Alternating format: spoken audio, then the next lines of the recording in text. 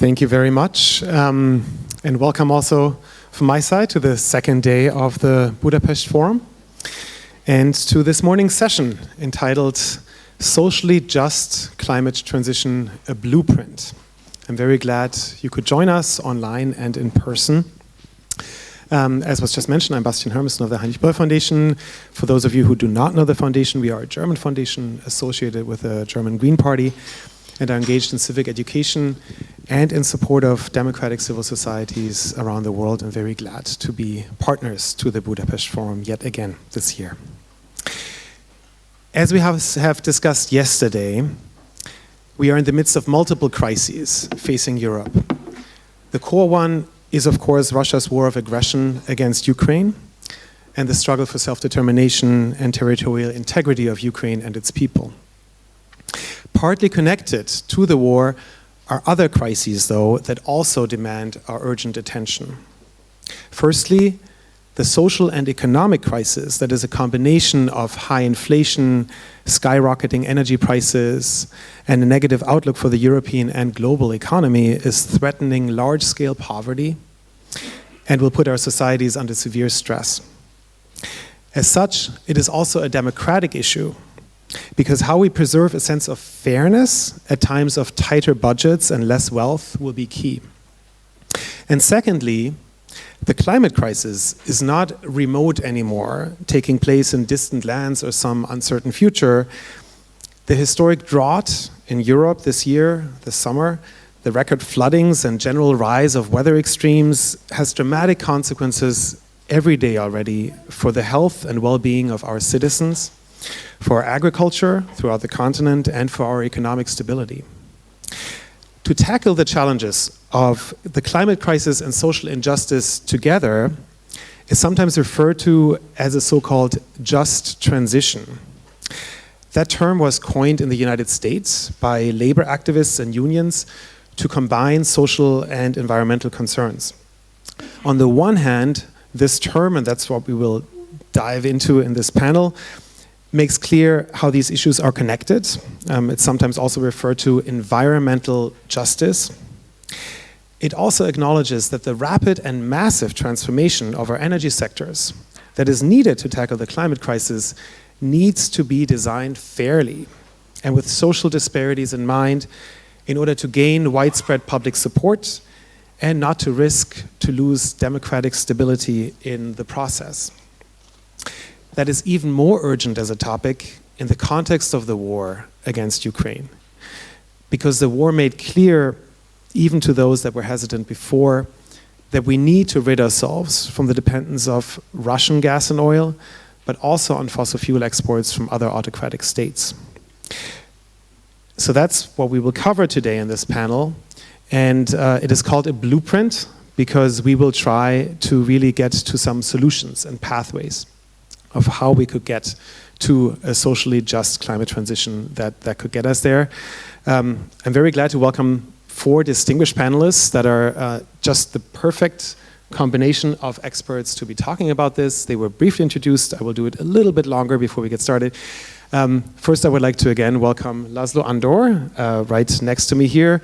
He has a long and varied career as an economist. He was EU Commissioner for Employment, Social Affairs and Inclusion from 2010 to 2014. Previously, he was on the board of directors at the European Bank for Reconstruction and Development and was also engaged in Hungarian politics. Currently, among other affiliations, such as at the Hertie School in Berlin, as was mentioned, he's Secretary General of FEPS, and I'm very glad you could join us, László. Welcome again. And then online, I'm very glad to welcome Heather Grabbe again. She's a senior advisor to the Open Society Foundations. She has extensive experience in the nonprofit sector, in academia, and in public service, from the EU Commission to the Center for European Reform, to just mention 2 examples. She's a well-known analyst and commentator on democratic pluralism and open societies, and has recently written about the intersection of climate change and technology with democracy and economic and social justice. So a perfect combination for our discussion here. Welcome, Heather. Thirdly, I would like to welcome Hanna Abdullah. She is a senior program officer and fellow in the Cities program of the German Marshall Fund of the United States. She heads the GMF's work on climate justice and sustainability, and is a regular public contributor to the role of cities in global and European climate governance. I'm particularly excited about that, as the local level is really so important, and we'll hear more about that on this. She previously worked in the Global Cities program also of the Barcelona Center for International Affairs. Welcome, Hanna, great to have you here. And last but not least, an old friend of mine, Bas Eickhout. Welcome, Bas. He is a member of the European Parliament. He's, what some of you might not know, a chemist and environmental scientist, and worked in academia before becoming one of the central figures of the Green Party in the Netherlands. He was first elected to the European Parliament in 2009 and has had a particular focus on the EU's climate policy ever since. He was a leading candidate for the European Greens for the 2019 elections and is currently deputy chair of the Green Group in the EP. Wonderful to see you again, even online, Bas, and welcome to the panel. So with that, I'd like to get started with introductory remarks on this topic. How can we bring a socially just climate transition about? How can we make it a reality? And I would like to turn to László first, please. Good morning. First of all, let me thank you for the invitation and the opportunity to join this distinguished panel.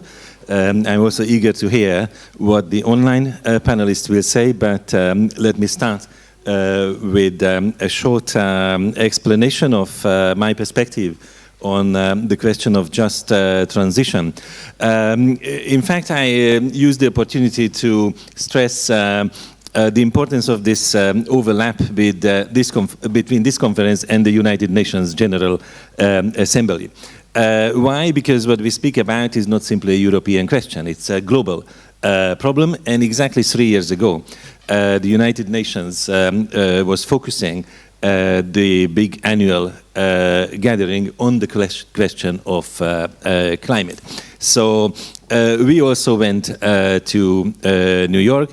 We saw Greta Thunberg in action before thousands of people speaking about a fast-burning crisis.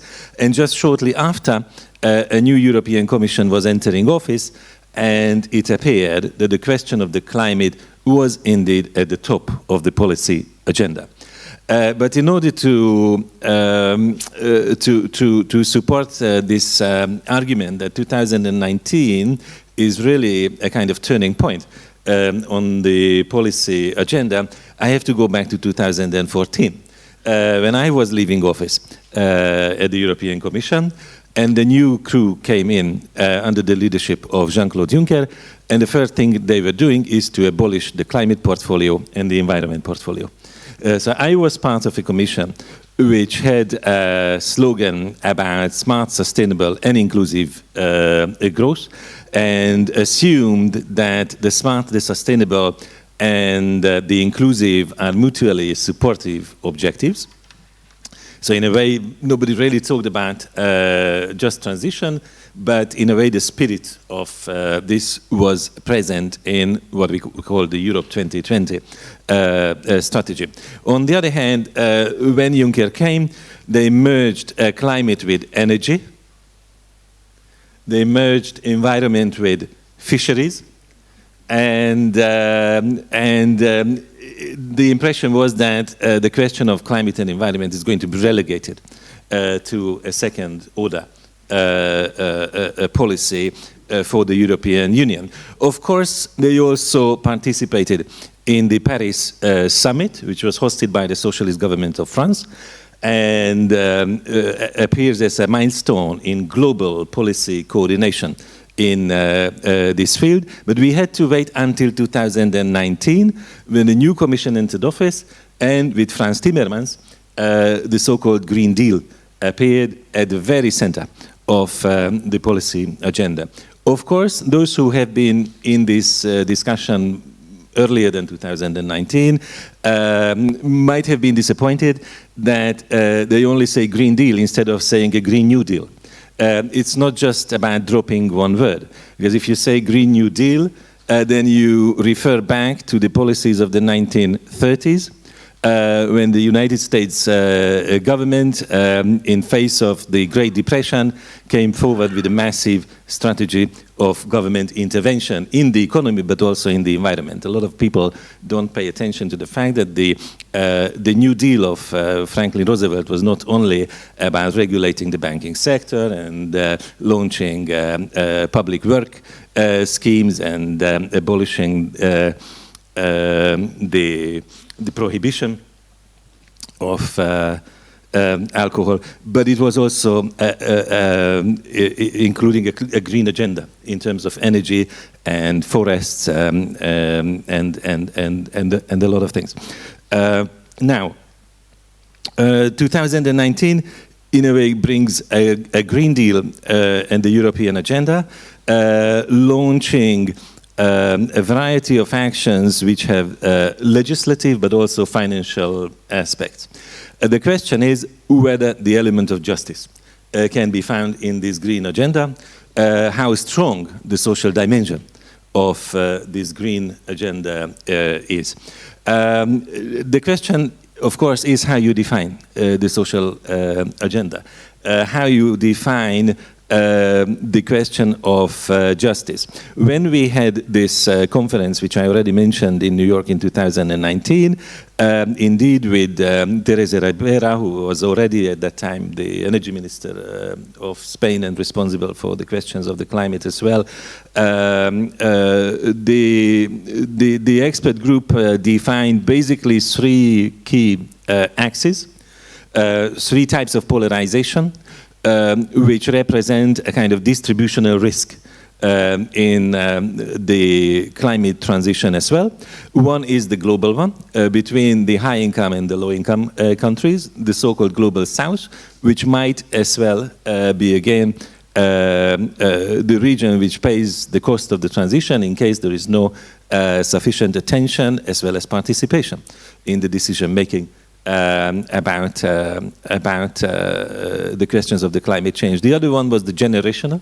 I already referred to Thunberg as a leading activist at the time, giving voice to the anxiety of the young generation, and assuming that the older ones, like myself, who were born some time ago, might be still enjoying a wasteful life, abundance coupled with excessive use of energy and raw materials. And we would leave behind the earth for the new generation without the possibilities of a decent life, and with a high risk of dropping living standards if they have to face the needs of the green transition too late. So with this message, I think rightly, the climate crisis was turned from a slow-burning crisis to a fast-burning one, to a climate emergency. So previously, these strategies of postponing and deference were possible because the climate problem was seen as a slow-burning crisis. And it's very difficult to define in an exact way what is a slow-burning crisis.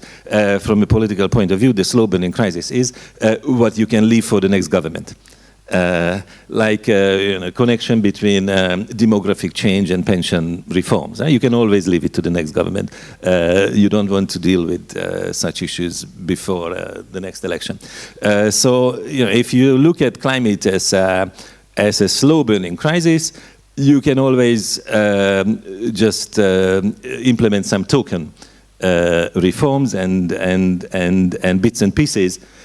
While the only possible outcome of this approach is that it becomes a climate emergency, and then you need to implement a multitude of actions in a short period of time in order to turn around the trends which threaten life on Earth, and especially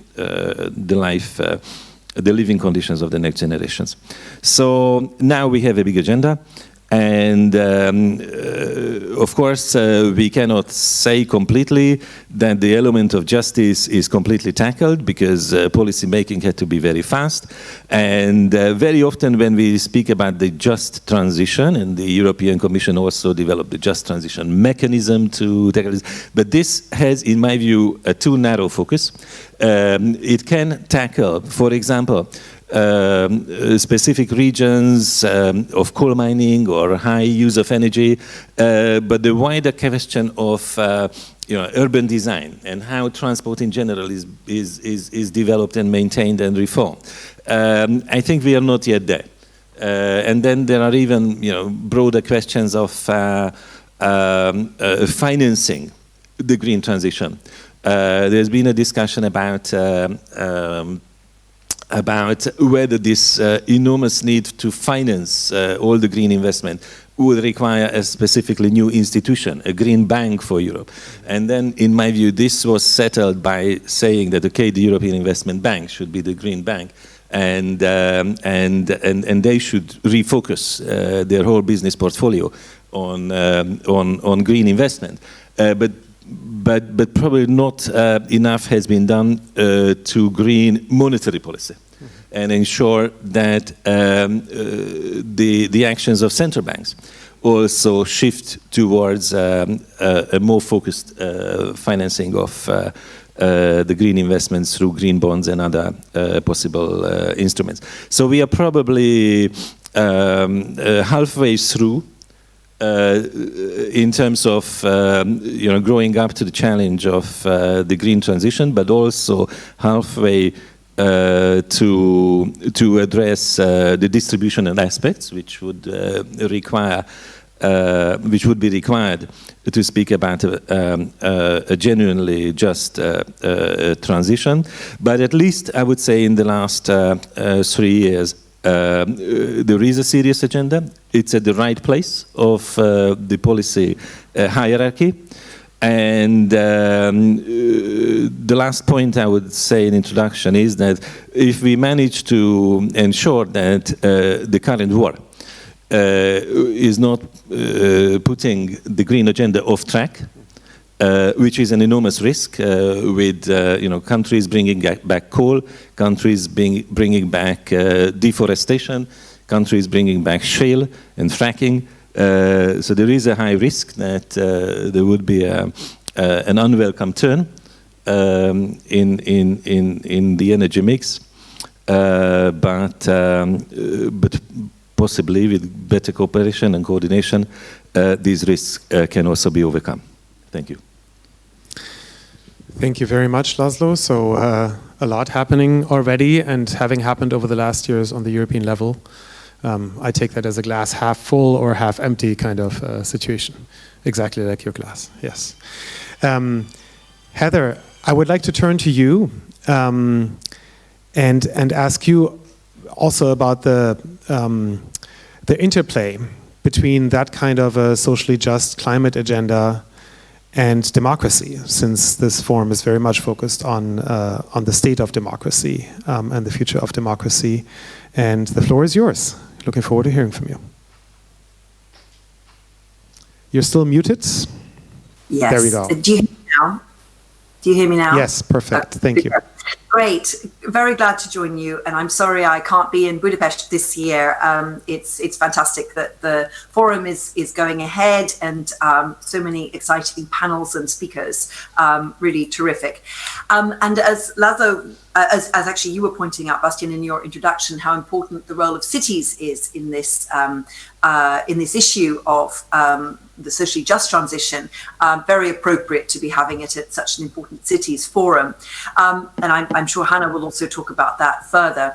So I definitely start where László finished, that this is still being treated somewhat as a slow burning transition, and actually the whole house is on fire.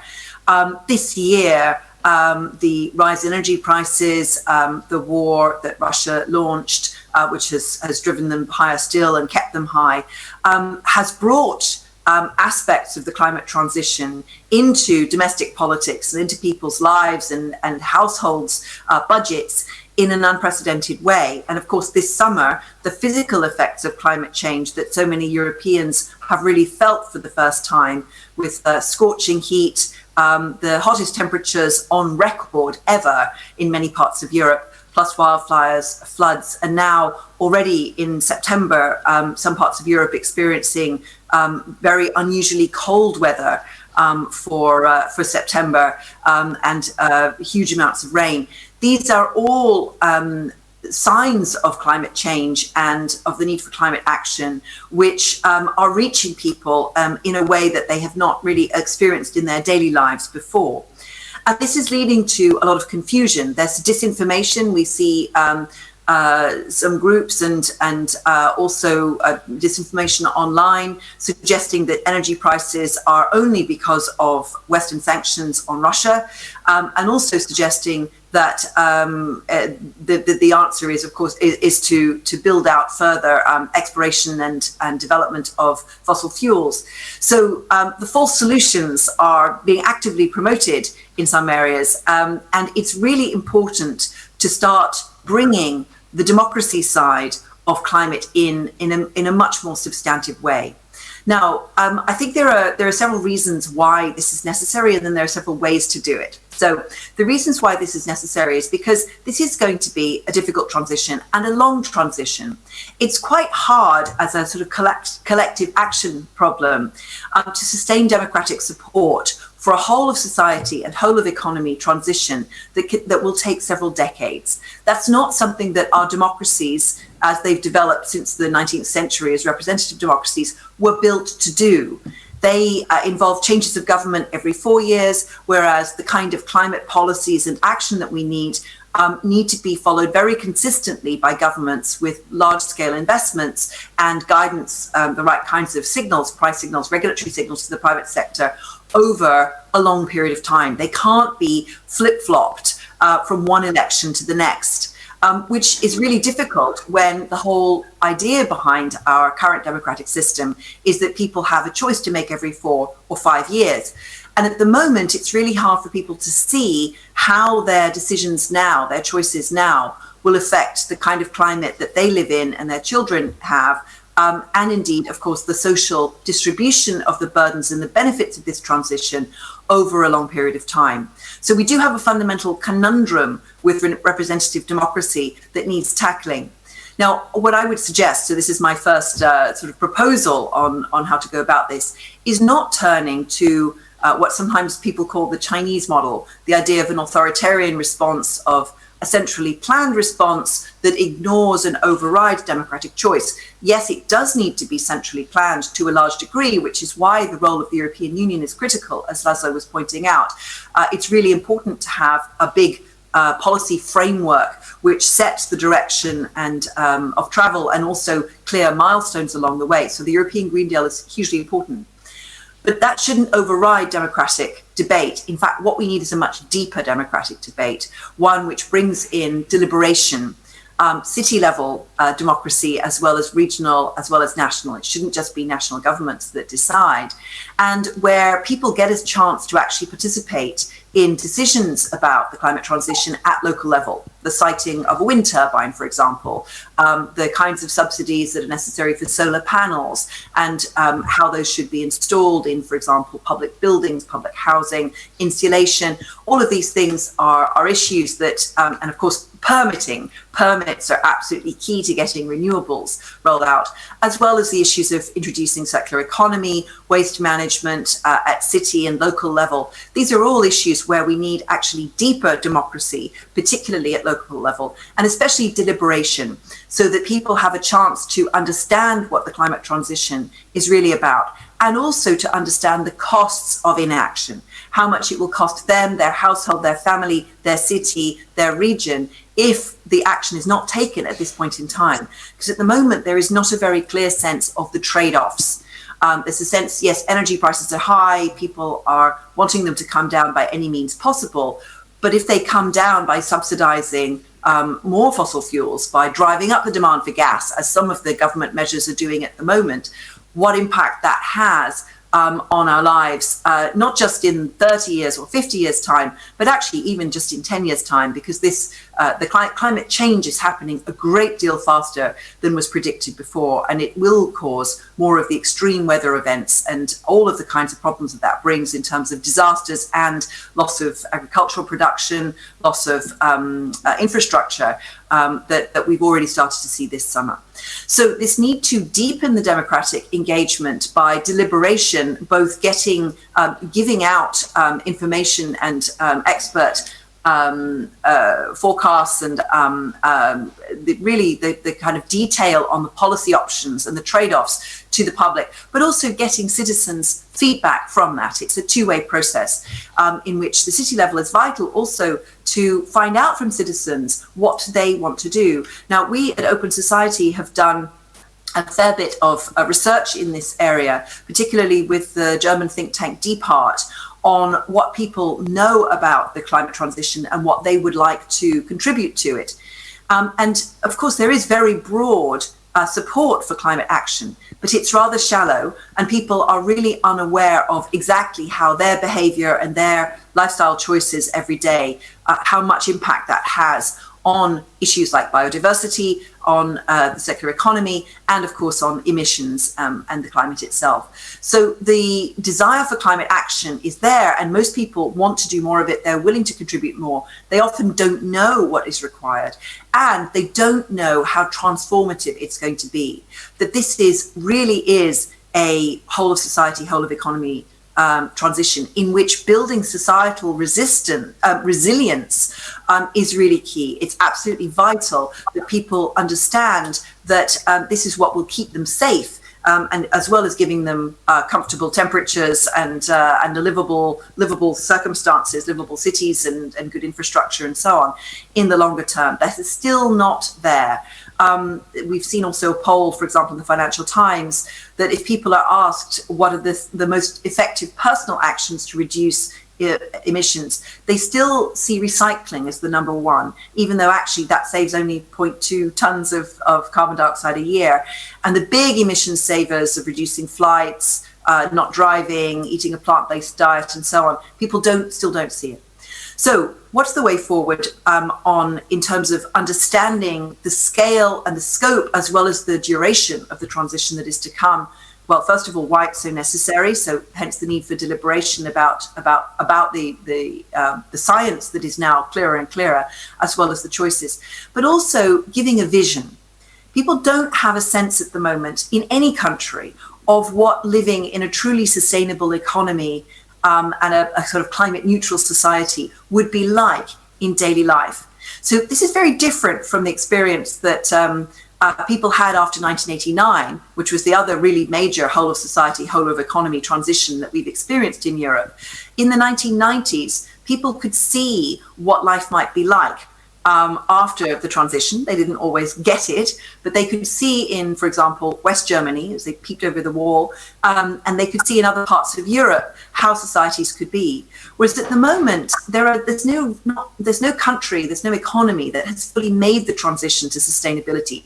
Some have done a lot better than we have in Europe. For example, Costa Rica and even Colombia at a much lower level of income. They've made much bigger changes actually already, and those would be important examples to bring in. But we don't yet have a completely low carbon economy that's well functioning, that provides public services and which provides a really good quality of life to people in advanced industrialized economies. So it's really important to start building out that vision and actually making it clear. And this is where I think the Green parties, the Heinrich Böll Stiftung, those who've been involved in the Green movement for a long time at political level would have an important role to play in making it much clearer to people. Here is, let's look at what life could be like in 2035, 2050. Actually, it could be a much higher quality of life. It's not everybody in an extreme form of austerity. In fact, well-insulated, well-built buildings for weather and for more extremes of climate will be far more comfortable to live in. You have better quality of air thanks to mobility that doesn't involve burning fossil fuels in cities. and also many opportunities, certainly job opportunities will be there in the low carbon economy.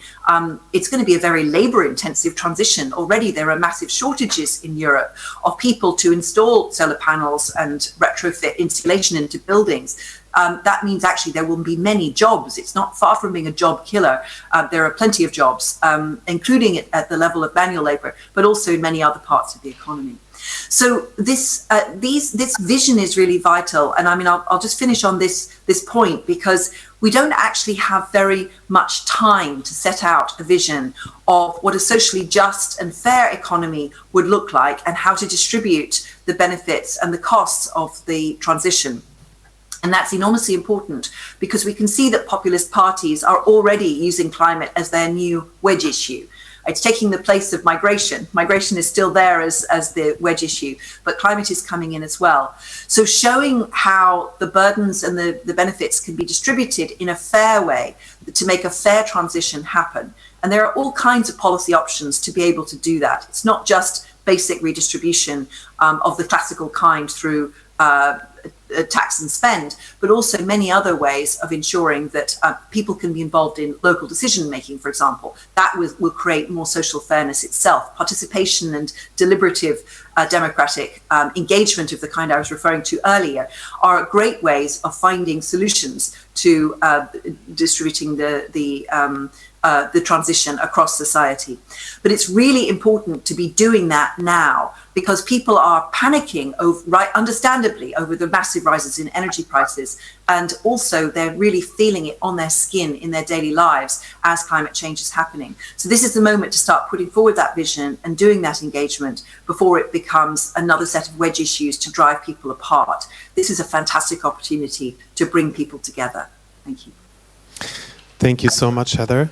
And you've referred to the local level multiple times, right? Both in terms of democratic engagement, but also as one of the areas where a vision could become very real and practical to people. Which brings me to Hanna, who I would love to hear more from about the local level in all this. And Hanna, I love to see the R Street building of GMF as your background, but I hope you're not actually there, because then it would be 3:30 in the morning. So not sure where you are, but it's wonderful to see you. You don't look like 3:30 in the morning. No, Bastian, hi. Thank you. I'm usually based in Brussels, but right now I'm actually in Germany. Okay, great. It's great to be here, and I'm sorry I couldn't travel to Budapest. I would have loved to, but the forum and program, they look wonderful, and it's very good to see how this year's edition is bringing together debates on democratic resilience and climate justice, which is a conversation that, as our previous speakers have already stressed, we very urgently need to have, and that also needs to become much louder. So as both László and Heather have pointed out, the climate crisis has become a fast-burning crisis. And if we want to turn the warming trajectory around, we rapidly have to step up action. And the issue is that most governments have little experience with climate policies that are both fast and effective, as well as socially just, and just in the sense that they engage citizens and stakeholders, as Heather pointed out, and that they also address the needs and concerns of the most vulnerable groups and ensure their welfare. And the problem is that in the past, many climate interventions and policies have instead been top-down. They have often failed to address potential adverse inequality effects. And as a result, they provoke resistance, and they also deepen division between civil society and government, often between social classes or rural and urban regions, or as we're seeing now, between generations, also with the Fridays for Future movement, etc. And we also have to think, of course, of the Yellow Vest protests here. This is a prime example. And I think with the worsening energy crisis that we're seeing in Europe now, it's likely that there will be similar protests and movements emerging in the upcoming months or maybe the next year as a response to the rising prices and energy savings measures. So these social divisions that are being generated by badly managed climate and energy policies can be and already are exploited by populist and right-wing forces and parties, and these are undermining the democratic foundations of our societies. So for climate and energy policies to be effective in the long term and to ensure democratic resilience, they need to be engaging and socially just. But this is not, so far this hasn't really been the case, and the climate agenda is often, and rightly so, accused of being socially blind, with many critical voices also operating with a false dichotomy between the green agenda on the one hand and the social agenda on the other hand. But this is not how it has to be. And this, in a way, brings me to the second part of your question. How can we make the just transition a reality, and what are the key ingredients? And in answering this, I'd like to focus, as you've already flagged, mainly on the city and local level, which is where I think a lot of innovative steps are being taken to harmonize the green and social agendas. But before I move to the city level, I'd like to stress more generally how important it is that just transition actions cannot be, or sort of, let's say, an overall just transition cannot be achieved through isolated actions or cosmetic interventions, but it needs to be part of a broader systemic transformation that moves us from our linear economic model that exploits the planet and vulnerable peoples towards a more circular and restorative economy that respects environmental and social thresholds. And the crisis we're going through right now could be used as an opportunity for such a paradigm shift if we do it the right way. And now I want to move to cities, because I think they are already embarking on these systemic transformations at a micro level, and climate justice is a key pillar of these efforts. What is particularly interesting and relevant about the work that cities are doing, and Heather has already pointed towards this, is that they are broadening the climate justice agenda, and they are moving beyond its traditional focus on redistributive justice and on supporting regions and sectors that are reliant on carbon-intensive industries, as done, for example, by the just transition mechanism of the Green Deal that László also mentioned earlier. What cities are doing instead is that they have started experimenting with procedural and transformative climate justice processes that engage citizens and stakeholders in decision and policy making, but that also address the underlying systemic issues and inequalities. So addressing firstly these more kind of procedural climate justice processes, as the level of government closest to citizens, cities are in a strong position to inform about options and facilitate the co-creation of solutions. And they can also generate the sense of collective ownership of initiatives that we need for them to be sustainable and successful in the long term. But perhaps I think most importantly, what cities can do is they can drive meaningful engagement of vulnerable and marginalized groups that have historically been furthest away from decision making, while on the other hand suffering disproportionately from the impacts of climate change. And moving on to the kind of more structural or systemic issues that cities are trying to address and tackle, they are doing this above all in areas where they have competencies such as housing and transport. For example, there's increasing awareness and political willingness at city level that programs for the energy efficient retrofitting of housing, for example, or for new electric and active urban transport should be designed in ways that simultaneously tackle equity challenges like energy poverty or issues like traffic-generated air pollution in low-income neighborhoods. And when it comes to energy supply, which is the hot topic right now, cities are also at the forefront of moving away from centralized, for-profit, carbon-based or nuclear energy supply towards innovative forms of publicly or collectively owned renewable energy systems or grids that turn consumers into prosumers. And I'm happy to elaborate on some of these examples of what cities are doing on the ground later on. But I think my message for today is that we need other levels of government and also private stakeholders to try harder to learn from and collaborate with cities to ensure just transition. And an important part of this is to create an enabling environment in which best practices developed at the local level have the chance to trickle up towards the national or global level, or also into private sector practices. Thanks. Thank you very much, Hanna. And Bas, we're going to turn to you last. I would like to actually start with a bit of a provocative question to you from what we've heard of the other three speakers. Heather mentioned that climate change is one of the new wedge issues between, the right-wing populist parties, right-wing extremist parties, and the center-left that is more concerned about the issue. If I think back to the last, 10, 20 years, issues that the right-wing populist movements and parties have often exploited were issues that were perceived as a lot of massive change that people were under, whether it's migration or issues of inclusion, of identity issues, etc. And if that's the case now, we have heard from the other three speakers that massive change is necessary. Yeah, and it's necessary fast. There is a certain timeline. And how do you, as a green active politician, deal with that challenge? To say, yes, we do need this massive change. It needs to come about in this way, but not to make sure that it can be exploited as well as a wedge issue of people that are afraid of change. Thank you. Thanks a lot.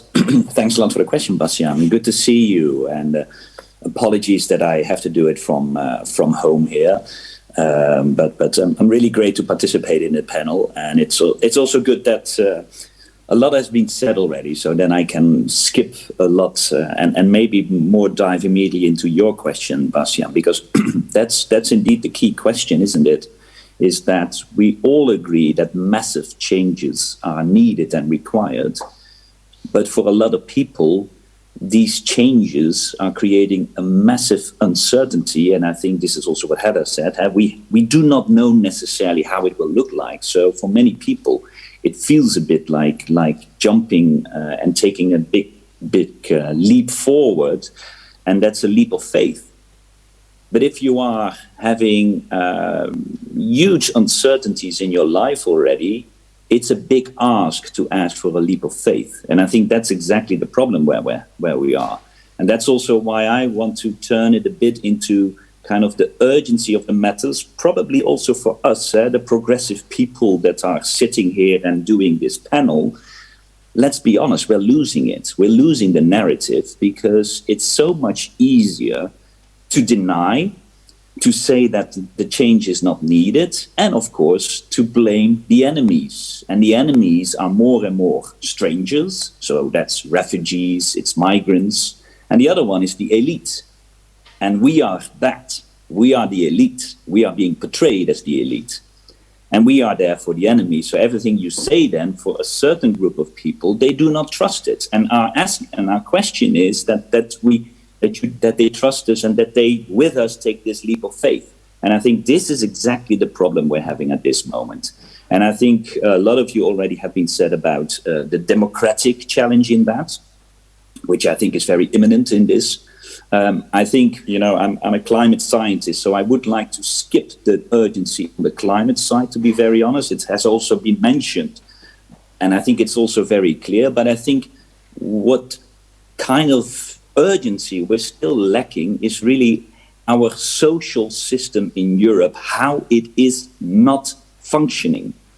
And this really boils down to that the current agenda of just transition, how it's being portrayed, and here László was very modest and very kind by saying that it's not enough, that the scope is a bit too limited. Maybe this is again too timid. Because what we're having is a non-functioning system where then at the end we are trying to fix it by putting some funds into it. But this is, of course, the problem. We will not make it if we do not have a fundamental look at the system. And let's go a bit deeper into that. I think one of the biggest problems we are having in our society is the huge inequality, the accumulation of capital, more and more to there where already capital is, taking it away from the people who do not have it. So we have an increasing inequality. And that is, of course, part of the capitalistic system that we have been building and that we are now challenging more and more, but not fundamentally enough. this capital accumulation is really a massive problem. And I think one of the big things how to change that is, of course, through tax policies. I mean, that's one of the instruments you would have, right, to do redistribution. But we're hardly using that, also partly because these are national discussions. So if one country is going to address the capital accumulation in its country, then the capital will flow away immediately. So the country will not do it. They will only do it if everyone is doing it, or at least let's start with Europe. But at European level, we're not allowed to do anything on taxation. So there we are stuck. And I think this is a fundamental discussion that we need to have as well, that the problem of this capital accumulation, and then also that, yes, the roadmap, we can address it to a couple of issues, but then we need to have some fundamental discussions about how we deal with tax policies. And that goes deeper as well, because this is not only a tax issue, we also need to look at the role of shareholders there, because maybe some of the companies are seeing the problem of this capital accumulation and that they would like to also spend it maybe differently. But we have given a lot of power to shareholders who are not there anymore on why we have invented shareholders. Shareholders are there because they have a concern about the company and would like to see that the company is taking a certain direction. They should be there for the long term, but we all know they're not anymore. They have become short-term gains. They're working for that. So also there we need to put policies in place to address that. And that goes against the kind of momentum that has been there since the 80s and the 90s. I think the second fundamental problem next to the capital accumulation is what the crises have shown. I think we all feel this, like what's going wrong with these crises? How does it? We seem to run now from crisis to crisis. But I think one red thread that is not mentioned that often is goes down to. Bas, can you go back one sentence? Because sure. At the very moment of the most exciting part of the sentence, you cut out briefly. What the red thread? What is the red thread? So, apologies for that. Yeah, I have no idea, of course, whether anything is audible. So everything else was great. Good. So it's the point of if I look at these different crises that we have seen, right, and that we have the perception we're jumping from crisis to crisis, and basically our politicians can't seem to grasp anymore how to deal with that. And this brings us back also to some of the democratic points that have been raised by others. But I think one of the other problems is also, again, what you see as the red thread in all these crises is that all the gains have been for private parties. Think of the banking crisis. Think of the COVID crisis. Think of now the energy crisis. What we have seen is that the gains went to private parties. They went to the banks. They went to pharmaceutical companies. They went to energy companies. And when they have problems, they hold their hand. Too big to fail was something we saw in the banking crisis, but let's be honest, it was also with COVID. These pharmaceutical companies are too big to fail as well. So we gave them massive subsidies. And now we see it with energy companies. Look what's in Germany. They're taking over Uniper, which I think indeed is unavoidable. But again, it was private gains and public debt. And then suddenly, there are policymakers saying, oh, we have to look at our public debt. Excuse me. I think the problem was first the private gains. This fundamental problem is still not being addressed. And therefore, we have to look much more fundamentally, where are governments for and where do we think privatization could be a solution and where not? And I think then we get to a much more fundamental and yes, bigger role against all these private companies. Because as long as we have constructed it that they can take the gains, but as soon as it's going wrong, we jump in and take the debt, then I think we have a totally wrong, unjust system. And we're not addressing that. We're not addressing that at the European level, neither at the national level, and certainly not at the city level, because they can't. But I think this is also the fundamental socially unjust of our system. And I think the third one, and that is, of course, the massive challenge that we're having here is, and that has been touched upon, is if you look at the challenges ahead, we are here to transition our economy in 2-3 decades. We have built a fossil economy for 150 years, taken it step by step, and now we are saying we need to change that in 2 to 3 decades. That is massive. That is a massive transition requiring a massive investment. And look at my previous points, how we have a problem with these investments because of the capital accumulation, because of, in the crisis, you see the panic and we see we're throwing a lot of money. Bruegel this morning said that, for example, this energy crisis, European governments has thrown in a guess of around 500 billion euros already. So this shows that and then we are still needing to have those investments for those massive transition. And that means we need a fundamental debate about the Stability and Growth Pact and the rules. How do we go about public money, public investments? Because there is Stability and Growth Pact, we're running right into it. But also, and this is what László also said, we have to look at the role of the European Central Bank. Because they, by doing business as usual, have been promoting basically the fossil economy. So, but in their assignment, they only look at inflation. So maybe that is a way too limited task for the central bank. Also, that discussion we're not really embarking on. So I think if we're talking about the crisis we're talking about, then really can we leave aside the socially just funds discussion that we're having at the European level? It's okay to have, I'm not saying let's delete it. I'm saying, okay, it's okay, but this is not addressing the core of the issue. And I think our urgency is more and more there on the climate system. I think today also the democratic challenges have been laid out, but I think our challenges are really on the social inequality. And I try to at least sum it up through 3 challenges of capital accumulation, this spirit of gains are for the private parties, and then the debt is for the public parties. And the third one, the massive investment that is needed and where our system is also not prepared for. And as long as we're not challenging and addressing that as progressive politicians, I think we will lose out and people will run into the hands of the populists who have the simpler message saying, guys, it's not needed, and the enemies are strangers and us, the elite. Thank you. Thank you very much, Bas. We have heard a lot of different suggestions and issues of how we can tackle these interlinked crises and challenges. I have one follow-up question that I would like to ask to all of you, and after that to open it up to the audience, because if we want to democratize this process, we better start right here in the hall. We have a large audience, and I want to make sure to get you involved. So please think about your comments and remarks already while I ask that one question to the panel.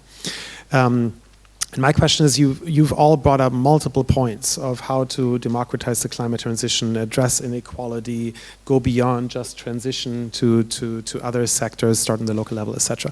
For all of this to do it in a democratic manner, though, you need majorities, right? You need democratic majorities, and you also need public support. That is not only, a question of voting in City Hall or in a national parliament. And my question to you is, and if you could just give 1 or 2 ideas, you don't have to do a 10-minute input on this. How do you create alliances? Do you have 1 or 2 ideas of who the partners for this can be, and how to maybe create alliances that don't yet exist or don't yet exist effectively? Again, 1 or 2 ideas from each of you would be wonderful on that. Who would like to start? I leave it up to you. Heather, wonderful. Please go ahead. Just a couple to get things going. So one is simply cities, because in fact, what's really interesting is, city dwellers and rural dwellers face somewhat different challenges when it comes to the climate transition. So it's important that the policy options that are put to each are not identical. But across cities, there are very many of the same challenges. What do mayors discuss when they get together? Waste management, mobility. It's very, now increasingly extreme weather events and natural disaster prevention and planning, from firefighters to floods. So these kinds of issues, it clearly makes sense for cities to develop partnerships whereby they can say, look, this worked in this city, so let's try it in our city. Because that's where, at local level, there are the examples of the low carbon, climate neutral economy that I was talking about. So, for example, think about the super blocks that Barcelona has adopted, moving from blocks where traffic is flowing to blocks where there's greenery and children can play. This could also be used in other cities that have a grid system. Think about the way that there's been a lot of innovation at city level, and they're piloting, trying things out. And on that kind of small scale thing, you can have proof of concept. You can show how things can work, how daily life can be better. And you achieve both the vision part, you've got some idea of costing and what kinds of investment. And also you can also experiment with the kinds of things that Bas was talking about with, for example, participatory budgeting or public-private partnerships where it's not just privatizing the profits and socializing the losses. That can also be done at city level with city level budgets where people have a say in them. So I would say, develop these partnerships so it can be shown, and because that's also something where you can have cross-border and a sense of solidarity from one place to another because people understand what other cities are like. If you're living in one city, you can see what a city of a similar size could be going through, either in terms of solidarity, needing to help them because of the problems that climate change brings, or indeed learning and innovating together and having really a sense of, wow, we could do that too. Thank you very much. Hanna, please, go ahead. Since Heather has already brought up cities, maybe I just follow on from that. So I think, yes, at city level, we have the ability or we have the opportunity to generate these majorities that you asked about by piloting basically new and effective solutions, by showing how things can be done, by basically implementing that vision that Heather has mentioned many times. I think there's no country yet where we can see really what a net zero economy would look like. And there is also no city yet, but some cities are moving close to that. For example, I think Copenhagen had planned to be carbon neutral by 2025. They have now announced that they are not able to achieve that goal, but I think they are already close to it, and they will probably be able to achieve it by 2027 or 2029 or something. So cities are a micro scale where we can develop this vision that we so urgently need to rally people behind the ambition to move towards a net zero society. Heather has also mentioned city networks. I think, yes, these are great mechanisms for creating alliances, not just between cities, but also between cities and other stakeholders, especially from the private sector. Networks like C40 regularly involve private sector actors. And for example, they recently launched a new City Business Climate Alliance together with the World Business Council for Sustainable Development that is really about trying to channel climate finance towards the local level, because there's a huge climate finance gap at the local level, which is not allowing cities to implement the many projects that they have in the pipeline. There's that climate finance gap, but there's also a lack of capabilities at local level when it comes to city officials. They often just don't know how to access private finance. So we need to support cities more in accessing the finance they need. I also want to bring in digitalization here, and I'm sure other speakers will be able to say more on that too. Cities are also starting to work quite interestingly with digital tools to allow for participation and deliberation. For example, Barcelona developed a platform called Decidim, which is regularly used in the process of local decision and policy making. It has been used in the context of the super blogs, but also other local policies to ask citizens about what they would like to see, what are their needs, etc. And they can also then vote on proposed initiatives and policies. And this is actually an open source platform that can be copied by other cities, and it's also being done. Then there are also digital twins which cities are using. These are 3D simulations of the buildings, the environment of a city. And if a city, for example, is planning a new green intervention, such as a superblock or a low-traffic neighborhood, they can simulate this digitally, and then citizens can basically log into these systems and see what this would look like, and you have this kind of gaming effect that they can kind of walk around this future, their future neighborhood, so to say, and then provide their input. Thank you very much. László, please. Yes, I like us around on cities because I think this is a very important point. We all love Copenhagen, but let me mention another city, which is Budapest. And that fits my theory of 2019 being the turning point, because it's in 2019 when this city elected a new leadership. And what we have seen is indeed a big shift towards a more environmental orientation of city design and the maintenance and the functioning, from bicycle lanes to bee fields. So there is a long list of actions that was possible despite the enormous pressure this government has been working under, because you cannot imagine the hostility from the national government towards the local government of this city. But by maintaining this alliance between the cycles, the parents which want to ensure good air quality for the children in the school, or the key workers who want to get in time to the workplace in the morning and want a better transport and more reliable. So I think all these interest groups, if I can call them this way, in an alliance, made it possible that the support for the government, the local government, can be maintained. Just to mention that smaller cities, on the other hand, are facing completely different dilemmas, because not only in Hungary, but also in this region, in this eastern flank of the European Union, a lot of cities, also countries, take pride in a kind of industrial redevelopment. New multinational investment taking place in automotive sector and the related issues. But that brings the green dilemma, which is a major local issue in many places. For example, the city of Kecskemét in Hungary is now a venue of a big automotive investment, but there's a lot of headache alongside the pride that now we have a lot of industrial workplaces. At the same time, the noise, the air pollution, and the downside of the same process indeed creates an enormous dilemma that also requires the trade unions playing a very important role in the given workplace, because at least in this sector, steel and related, there are still decent trade union organizations which also in communication with their European counterparts can somehow work for a better balance.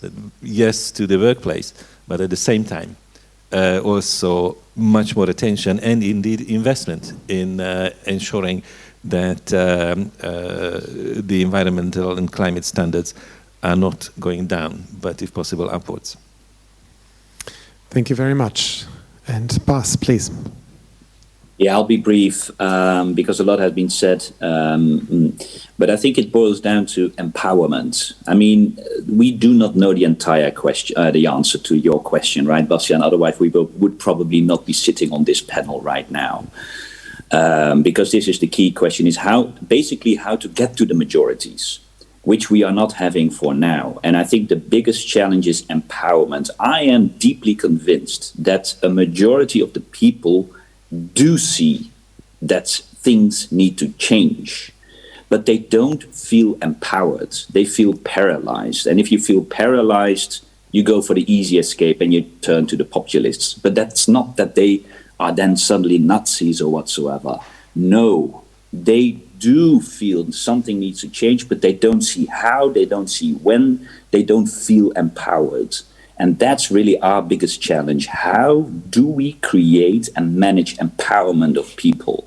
There, of course, cities can play a role. They have been mentioned.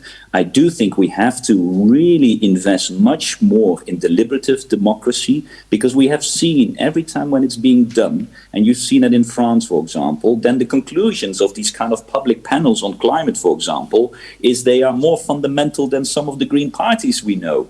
So they come to solutions where some green politicians didn't dare to speak about anymore. That shows that there is a massive, hidden, empowered generation that wants to have these change. We just need to make sure that their paralysis is not taking over, which is a bit the case right now.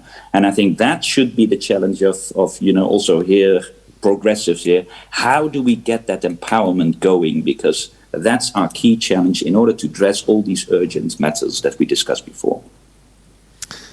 Thank you very much. And with that, I would like to empower all of you. I mean, I know we do have 15 minutes, so but still, I would love to get some questions and comments, particularly from women in the audience. Also, at least among the German Greens, we always say a woman gets to go first, etc. Anyone? I mean, I have a bunch of questions I can also ask, but again, this is your chance. If not right now, okay, I'll do one more question, and I'll address it to László actually first, not to the whole panel, so it doesn't take maybe that much time. If you'd like to think about other questions, we have talked about cities a lot. As positive examples, but what about the rural areas? If I think about a single father of 2 children who lives in rural Hungary, let's say, has 2 kids and is a nurse, and now is facing rising energy bills and inflation and all those things, and now is supposed to support an energy transition, a climate transition, a just transition. How do you address those people that live in the countryside and cannot relate to all the benefits of this great vision that we have laid out for cities, for example? What do you tell that nurse? That's another area where I'm not an expert, but what I can indeed recall from the Hungarian experience, that there was a lot of grassroots initiative in the Hungarian countryside for organic agriculture, for example. Organic architecture is different, but organic agriculture, and these have been local initiatives. And from a Brussels perspective, the greening of agriculture, the greening of tourism, these look like buzzwords, but this is actually something that resonates with many people in the Hungarian countryside, who saw that agriculture in the future is not going to employ so many people because productivity is increasing and you have a more globalized system rather than national markets or Comecon or anything else. So, okay, we come to terms with a new global reality, but many initiatives actually locally wanted to be much greener than in the past. And unfortunately, some of these have been also brutally foiled by greater interest and greater interest groups, also sometimes supported by the government. So on this, indeed, the question is how you can upscale and support those which want to combine the economic activities locally with a move towards the sustainable, whether it is agriculture, whether it is tourism. I think there is a lot on offer. Thank you. Please, if you could briefly introduce yourself and then ask your question. Thank you. Yes, hello. My name is Masha Smirnova. I'm Green Deal Manager at Eurocities. And my question is perhaps towards Bas, but also I think László has a lot of experience with that. What kind of social instruments would you see from the EU level, perhaps via the next MFF, funding streams? Social Climate Fund has been substantially reduced. What can the EU do to actually empower this just transition? We are seeing now the reshuffling of different funds, Repower EU, a little bit from cohesion, a little bit ETS, but this is not enough. So can we look towards something like a stronger fiscal capacity on resources? Are there any ideas that also stakeholders can collectively support? Thank you. Thank you. Bas, did you hear that? I did. Okay, perfect. No, and I think indeed, I would absolutely not start with the MFF. I know some people love to talk about it, but it's a minor fund that we're having at the European level. And I think if we talk about the challenges that we were having, I think the last thing to look at is probably MFF. Sorry to say, maybe it sounds weird as a member of the European Parliament, but I do that on my daily basis. I'm busy with my MFF. But in this panel, I would say let's not focus there. I mean, if you want to talk about tools for Europe, that's what I said, then we have to look at taxation, windfall profit tax. When are we now finally going to make work of making sure that the profits that are now being taken by these private parties are meant for the society and are being invested in the society? We need a reform of the Stability and Growth Pact so that public investments at the national level can finally grow and expand. We need to look at the mandate of the ECB because it's too much only focusing on inflation, which we all know should be called fossilflation. That's what they should address, not inflation, but fossilflation. That's what we're talking about. ECB is not entitled to look at that. So we need to have a debate about the role of the ECB. So the point I'm trying to make here is we need the shareholders directive. We need a drastic reform. We need to look at all these financial players in the markets that need to be changed. I mean, that's the fundamental agenda that needs to be there and needs to be addressed. And please, please, please stop by always looking at this little fund and fight over it, and then we win something and it goes a bit more to the left than to the right, and hurrah, hurrah, whereas the system is crooked. And I think that's my main message. Thank you. There is a question in the back, and then we'll also additionally take the one over there. Last row, please. Thank you. Thank you for a fantastic panel. My name is Sidonia Haragas. I'm just here as a very concerned Hungarian citizen. It's less of a question, more of a comment, since you mentioned women. And what I kind of miss at this conference is a little bit more focus on gender, or the mentioning of gender as a critical category. And I was just going to add to what we heard already, is that talking about empowerment, that I think the maintaining of attention, of distinguished attention on particular categories, minorities, but also women, at this point in time, when we are experiencing, in particular in the age of the reversal of Roe and Wade in the US, for instance, a backlash, a conservative backlash against women. And so the empowerment that is obviously part of the discourse, I think, has to be continued, but with special attention. Shall I add that COVID, obviously, as we all know, has impacted women in particular, their fallback in economic situation, financial and political empowerment. And also in Hungary today, we are looking at a particular potential governance measures, governmental measures taken similarly to Roe and Wade, and we are fearing a sense of focus on abortion rights, or taking away or limiting abortion rights for Hungarian women. Thank you very much. Thank you very much. A really important comment on the gender dimension also of multiple justice issues, including this one. I would also like to take if we can get the microphone there over here, lady fourth row from the back with the red scarf. Thank you.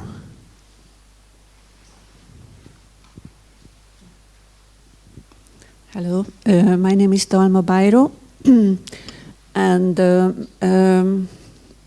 many thanks for a very important panel and very frank discussion, special from Bas, to talk about really the reality. I think there are none of us has a one best way solution on this issue, but I believe talking this issue to the empowering people, it's very important that we go down a very simple language. moving from the very aristocratic approach that we know these things. People's empowerment will be fundamental. As was mentioned, deliberative democracy, the subsidiarity, and regarding the new stakeholders, the banking, the value, ethical banking, working on more the customer, they know more about what we need to do. Working together with different groups, women group, youth, fundamental, not just Greta Thunberg, who I'm a big supporter, but biodiversity group, we have a network, so more working together with the cross-sector, not just staying in the very limited, and all the time try to speak the truth to the public. Because when the public know the truth, as you say that they know, they can speak the truth to the power. So there is an enormous link, the truth-based approach and the hope-based approach. Thank you. Thank you very much. Anyone else with a question or comment? Last chance, to be fair, because then I would like to give the word to you for any final remarks you would like to make, and also, of course, to pick up on the comments that were made. Oh, I'm sorry, I missed, yes, please, the gentleman in the back, if I see this correctly. Hi, I'm Kamil Jarończyk from Visegrad Insight, covering Central Europe, and my question would be about the specific nature of Central Europe within the climate transition, as we talked about. A lot of heavy industry is happening here, and I don't. When it comes to electoralism, and not speaking from a high horse, a lot of people who vote for the current parties in power because they feel threatened by losing their jobs from losing manufacturing. So, I guess how would it be possible to sort of, and they see the examples in the West, the coal miners in Britain and Germany, and they're scared, understandably so. How do we not make the same mistakes as we've done before? How do we sort of reach this just transition for heavy industry in Central Eastern Europe? To the panel. Thank you very much. Did you all online also hear the comments and questions, just to be sure? Okay, fantastic. In that case, I would like to ask you to address the comments and questions and round it up from your side if there's anything else you would like to say. László, we'll start with you again. And if I can start this last round, I think very little time is left, so I would like to use it also for a bit of promotion. Number one, on the question of the gender. Indeed, our think tank has just produced a study on the climate justice and gender equality. I have printed copies here, so I'm happy to distribute and discuss it further. The same applies to the question of investment. I think we would need to discuss with Bas also a little bit longer and in greater detail. The silver lining which I would like to highlight here is a kind of evolution, if not a revolution, of public banking in Europe. Because in the last 10 years, what we saw is not simply a big boost to the capital base and the ego of the European Investment Bank, but also a little bit of stepping forward of the national and other public banks, which play a very significant role for local finance, but also national for the greening. So if this is connected with some kind of well-defined industrial policy, I think that's also an expression we would need to use more frequently, which also connects the digital revolution with the needs of implementing the climate transition, then you can, at EU level, but also on national and subnational, develop these strategies which, as the latest speaker said, helps avoiding the traps of the past, including the recent past, and chart a more balanced way for economic and social development forward. So I'm happy to kind of also share these studies of my think tank FEPS about the investment gap, and also in the Hungarian context, the study authored by our friend Benedek Jávar about the Hungarian perceptions on the just green transition. Thank you. Thank you very much. Heather, if you could go next. Thank you. Yes, well, just to respond a little bit to the comments, particularly this last one about learning from the mistakes of transitions in the past. This is really a vital thing to do. I think on that question of how can communities in heavy industry that will be affected by the closing down or the transformation of that heavy industry, they need to be engaged and involved, as do women, as do vulnerable groups, as do people living in the countryside, outside the cities. And this is where I think we have got a fundamental challenge, that our democracy was not set up to do that. It was set up for an era of mass parties with, very broad social groups of industrial workers and people working, living in rural areas and so on, which don't correspond, that system doesn't really correspond to what we need now. So we need to have democratic innovation. But there are plenty of examples of that now. And I think that's the key thing to bear in mind, that it's not as if we're just at the end of the 20th century without ever having experienced anything new. There have been plenty of really interesting experiences of citizens' assemblies, of mayors taking the lead, as we've discussed, and also of communities organizing themselves. And this sense of agency is, I think, absolutely fundamental. Bas was mentioning this earlier, that when people feel disempowered, that they can't do anything, that things are just being done to them, that's when, understandably, they start voting for parties that offer very simple answers to complex questions.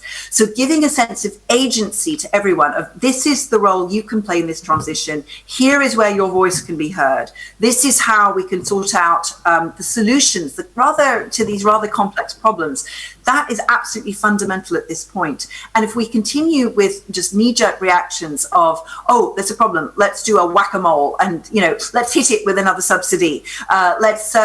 People are not happy about the idea of coal mines closing. Oh, well, let's just pretend that we can carry on for another 20 years with them because it'll all be okay. This is just dishonest. It's really dishonest. So we need to have a deeper democratic conversation that is much better informed, that involves the media, that involves social media as well, and actually go into it with new mechanisms. So we have to be pretty brave, come out of our comfort zone of let's just rely on national elections, and go deeper into democracy if we want to bring everybody on board, and that means the whole of society. Thank you very much, Heather. Hanna, please. Yes, hi. So a couple of people have mentioned this these urban-rural divisions and tensions. I also want to, because we've talked a lot about cities now and how cities are in a way leading the way when it comes to climate justice, but I also want to introduce the difference between leading and lagging cities. So the cities that we've been talking about here are really the economic powerhouses, let's say, of the global north, and it's those cities that are driving the climate transition and urban climate actions around justice. But when we talk about climate justice and a just transition, it's also important to engage these left behind places, to engage cities from the global south in this transition. And this is slowly starting. Left behind places, not so much, but there's a lot of attention now turning to the global south. For example, C40 has announced that they will dedicate around a third of their budget to support climate action in global south cities. And now also with COP27 coming up in Egypt, there's a lot of focus on the global south and also more focus on adaptation rather than mitigation, which is really what these countries and cities need. So I think we also we had a very European discussion now, so I think we maybe also need to take a step back and look a little bit more also at the global south when we talk about a just transition, and at cities in the global south. Thank you, Hanna. And Bas, over to you. Yeah, thanks a lot. And I think there were made some good comments. So thanks for that, also for broadening it, the issues that I think indeed is important. Maybe I just only pick up at the last point, the last question, the specific role of Central European countries, which not only are heavy industrial in some occasions, they are of course also landlocked to a large extent, which of course also is a challenge when we're talking about this massive transition. Maybe just 3 points there as an answer on how we should relate to that. I think the first point was mentioned by Heather. It's honesty. There it starts with honesty. Anyone who will say, hey guys, this transition will be easy and everyone will get better right away, you're lying, you're fooling, and people will feel it. And if people want to be fooled, they'd rather be fooled by ones that are the populists. So they will not take that from you, and they will not go to you. So be honest about the challenge, and that it's massive, that it's absolutely needed, that it's crucial, that we need to go there, that the costs of inactions are much, much bigger, but be honest. I think that's where it starts. I think secondly, solidarity, and that's still a big problem. Let's also here be honest. To a large extent, a lot of people in Central Europe see the entire Green Deal as an agenda from and for Germany. Let's be honest, because Germany will profit. Germany has an innovative industry, so the industry will profit from it. And that's also what companies sometimes are doing. I mean, the first new electric car factory of Volkswagen, where are they building it? In Germany. Why? Then you are exactly confirming the image in Central Europe that, okay, Green Deal, it means new industry, new chances for those who are already having it. Talking about, accumulation of capital, accumulation of chances. The feeling is that with the Green Deal, the ones who are less off will be even less off further, and the ones already doing better will even be better than that. That's how the Green Deal is seen. So as long as we are not putting out an agenda that is really showing that this is an agenda for all, we are having a big problem. And I think we have to be honest on that, but also organize the solidarity. And there, of course, industrial policies come in. European industrial policies need to be there. I think, and the third part is, and maybe you've heard that before, and maybe you can conclude that I tried that a bit today, is being blunt. So yes, honest, yes, organized solidarity, but also be blunt, be very clear on your enemy. And just focusing on the Hungarian government, they are stealing your money. We have to make that very clear. Also, at the Brussels level, dear European Commission, you are finally taking an action. But why so limited? If you conclude that the money is not safe and that it's going in the wrong pockets, then why only freeze 2/3? I mean, that should be saying, we're not giving you any money anymore. So don't be nice. Don't do that. They are stealing your money and they are the enemy, because they make sure that you poor people, vulnerable people, will be more vulnerable. And I think that is also why this rule of law discussion is so crucial, and why we are fighting that in Brussels, because the Commission is way too timid on this still. And I think that's the third part. We also need to be very clear, who are the enemies of the people? That's not the refugees.